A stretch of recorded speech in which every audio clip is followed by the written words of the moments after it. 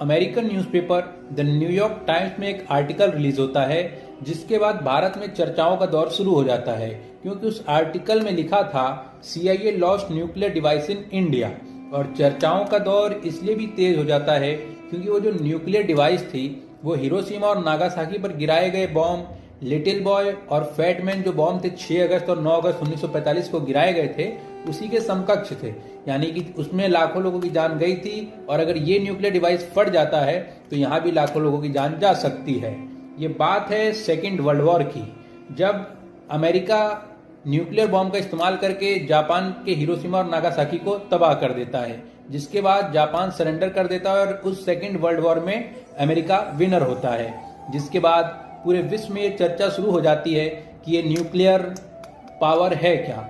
हर country, हर देश इस nuclear power को अचीव करने के लिए तत्पर हो जाते हैं। सभी में होड़ मच जाती है कि कौन इसको अचीव कर पाता है। इस सिलसिले में सबसे पहले जो देश है अमेरिका के बाद, वो है रसिया, जो न्यूक्लियर पावर बन जाता है। इसके बाद चाइना न्यूक्लियर टेस्टिंग करता है 1964 में। अपने सिनजियांग नाम के एक जगह थी, वहां पे वो टेस्टिंग करता है। जिसके बाद अमेरिका में खलबली मचती है, क्योंकि अगर चाइना भी इस चीज को अचीव कर लेता है न्यूक्लियर पावर को, तो अमेरिका का वर्चस्व विश्व में थोड़ा कम हो जाएगा।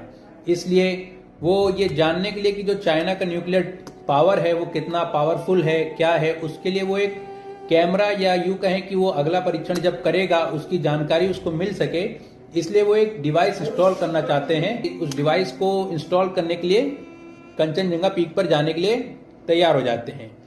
लेकिन फिर सबसे बड़ा सवाल वहां पे ये आता है कि भाई ये डिवाइस इंस्टॉल करना है और ये डिवाइस ऑटोमेटिक रूप से चलती रहे। नॉर्मल रूप से चलाने के लिए उसमें न्यूक्लियर डिवाइस का यूज किया जाता है, क्योंकि उसमें प्लूटोनियम होता है, और प्लूटोनियम जिसका एटॉमिक नंबर 94 है, और वो मेनली 2 टाइप के होते हैं, प्लूटोनियम 238 और 239। जो 238 है वो हीट सोर्स के लिए यूज होता है, और जो 239 है वो फ्यूल के लिए यूज होता है।